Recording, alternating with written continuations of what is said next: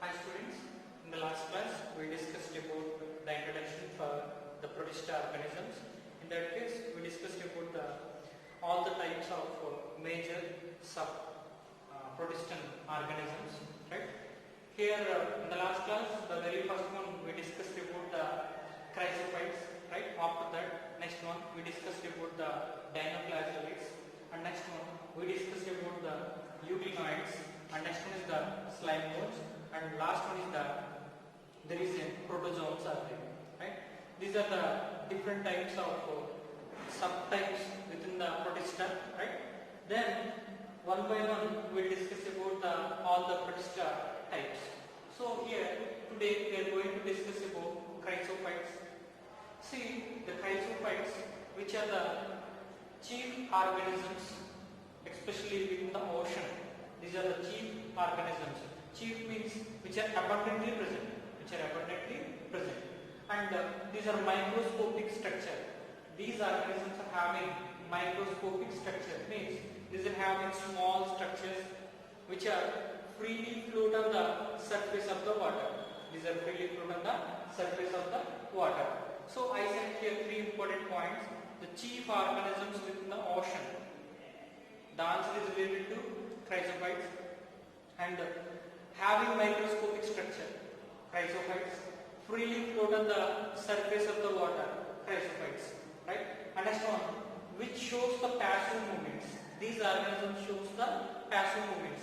Remember, passive movements means the organism not having any special locomotory organ. Locomotory organs are here absent. The organisms are not having any special locomotory organs. The locomotory organs are absent.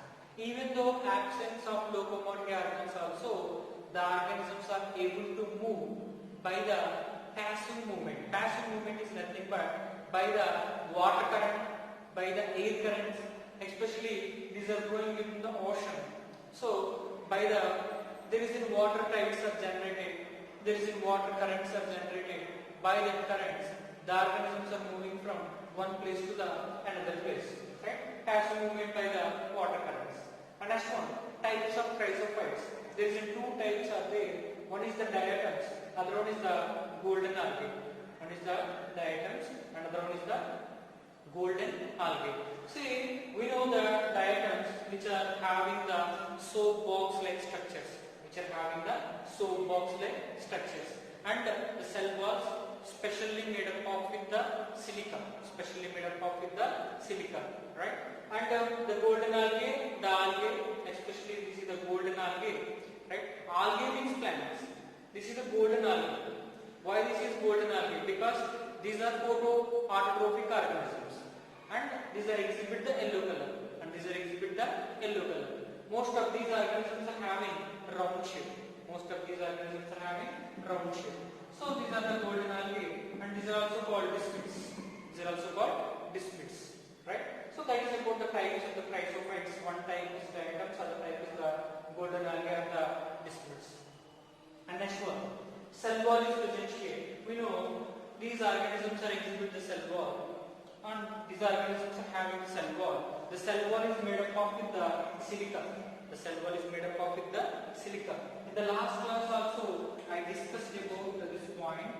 Okay, these organisms, cell walls are very, very strong. The cell wall is made up of with the silica, and the presence of silica.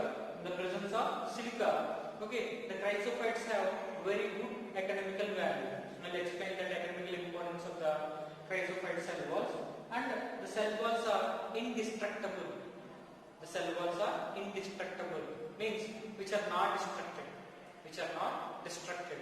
Okay, because which are made up of the silica. See the walls. Okay, these are the cementing walls are there, right? Within the wall there is cement is there and silica is there. So these are very hard structure and these are very stable structures. So within the cell walls also there is silica is there, right? Presence of silica, it's showing the very, very strong or very hardness is shown by the cell wall, right? So these are indestructible. And next one is the body is covered with the transparent siliceous cell. Very simple. We know snail structure. Snail inside, there is a smooth body is covered by one of the shell structure, but that shell is made up of with the calcium carbonate. That cell is made up of with the calcium carbonate. See, this one is different here. This one, there is a transparent shell. Transparent shell. The shell is made up of with the silica. The shell is made up of with the silica. So here body covered with the transparent siliceous cell called frustule. The transparent siliceous cell is called as frustule. The structure is called as frustule. Right? That is about the transparent structure. And storage material, mostly oil drops. Mostly oil drops. In certain cases, oil granules. In certain cases, oil granules. Whatever it is, the main point is here, oil substances are the storage food material. And photoautotropes. These organisms are photoautotropes. We know these are the chief organisms. When we mention chief organisms, most of these organisms have the capacity to perform the photosynthesis.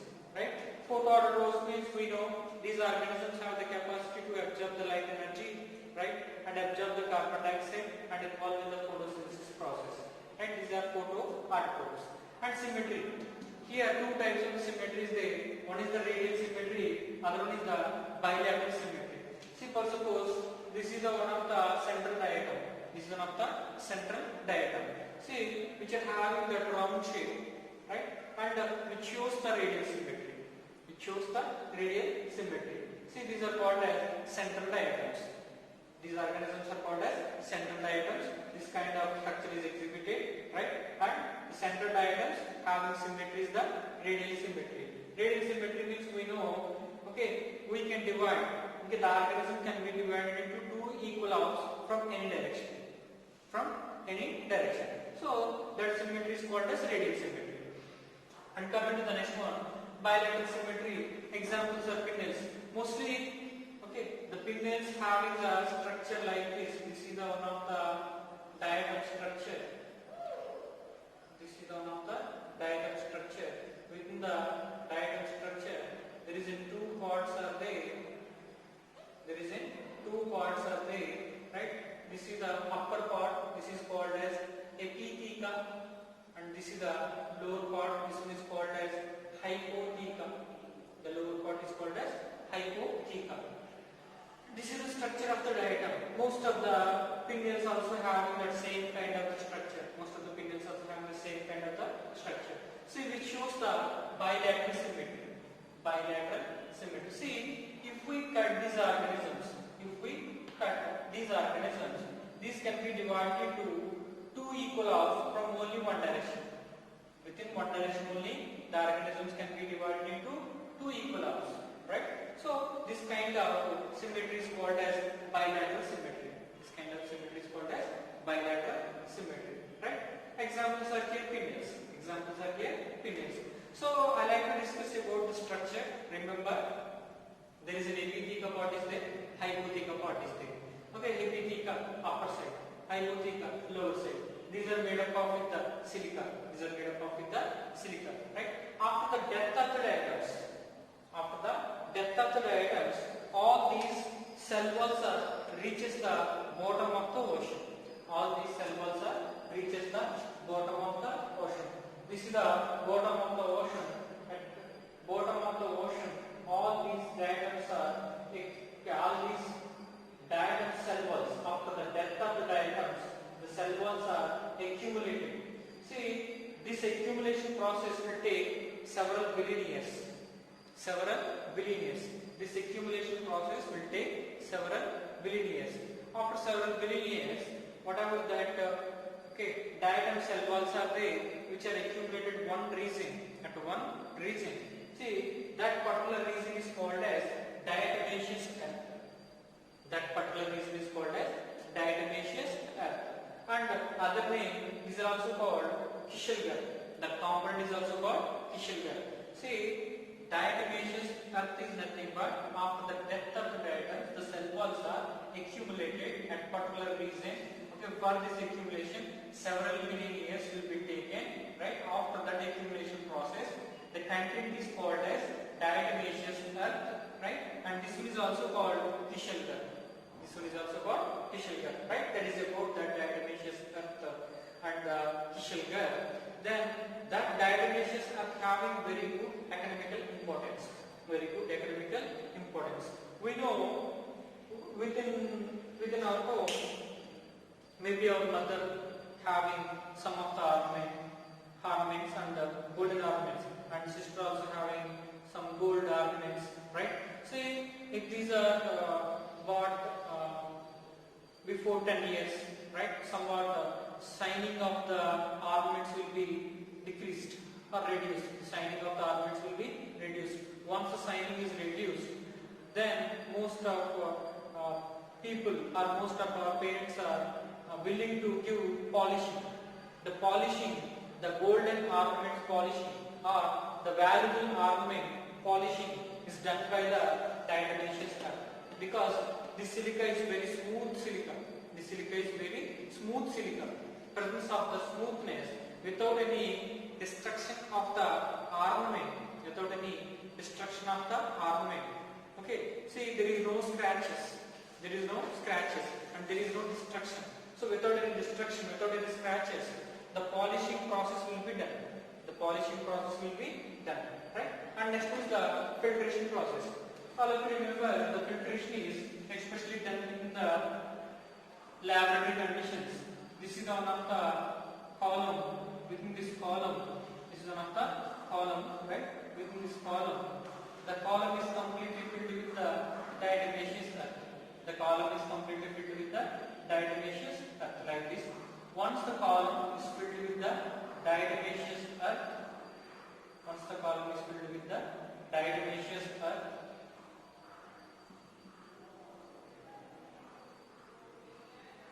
once the column is filled with the diatomaceous earth, then we are doing the filtration process. What are the syrups? What are the syrups which are prepared within the different pharma companies? We know there is in Reddy's Pharmaceuticals are there, Aurobindo Pharmaceuticals are there, different pharma companies we know that pharma companies preparing the tablets, right, and some of the syrups. See, what are the syrups we are having? The syrups are subjecting for the filtration process. The syrups are subjecting for the filtration process. So that filtration is done by the diatomaceous earth. That filtration is done by the diatomaceous earth. See, why we are using the diatomaceous earth? The diatomaceous earth is inert. Diatomaceous earth is the inert, which is not react with any other component. Which is not react with any other component, right? And see, the polishing of ornaments and the filtration process. That is about the economical importance of the diatomaceous earth. And coming to the next one is reproduction process. Reproduction. The very first one is asexual reproduction. The very first one is the asexual reproduction. Asexual reproduction means there is no fusion of male and female gametes. There is no fusion of male and female gametes. See, there is a binary fission is there. We know the binary fission. One organism can be divided into two organisms. One organism can be divided into two organisms. So here this is a epitheca, this is a hypotheca. So if these are separated, like this, here there is a new hypotheca will be produced. New hypotheca will be produced.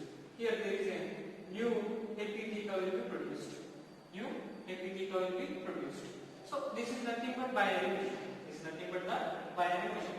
See, the major disadvantage of asexual reproduction, if these organisms follows the asexual reproduction, the size of the organism is decreased. The size of the organism is decreased. The size of the organism is decreased. That is one of the disadvantages. That is one of the disadvantages. If these are continuous, if these organisms are continuously follows the binary fission or asexual reproduction, in that case the size of the organism is decreased. In that case, organism follows the sexual reproduction. Organism follows the sexual reproduction. This is asexual reproduction. This is asexual reproduction, and this is sexual reproduction. So once the sexual reproduction takes place here, see there is a spores are produced. there is a spores are produced, and these spores are called as archospores. These spores are called as archospores, and these spores also called as rhizomentary spores. These spores also called as rhizomentary spores. There is a archospores are produced. There is a archospores are produced or rhizomentary spores are produced. Archospores are produced or rhizomentary spores are produced. So what I am trying to tell, see, archospores nothing but rhizomentary spores. So why these are called as rhizomentary spores? Why these are called as rhizomentary spores? Because these two spores, okay, whatever that spores are there, the two spores are fused. Two spores are fused. Maintain the size of the organism. Maintain the size of the organism. Maintain the size of the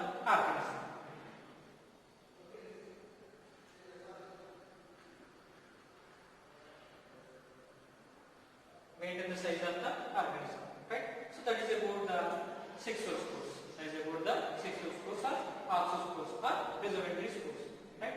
That is about the chrysophytes and important characteristic features of the chrysophytes. Important characteristic features of the chrysophytes. In the next class we will discuss about the dinoflagellates, right?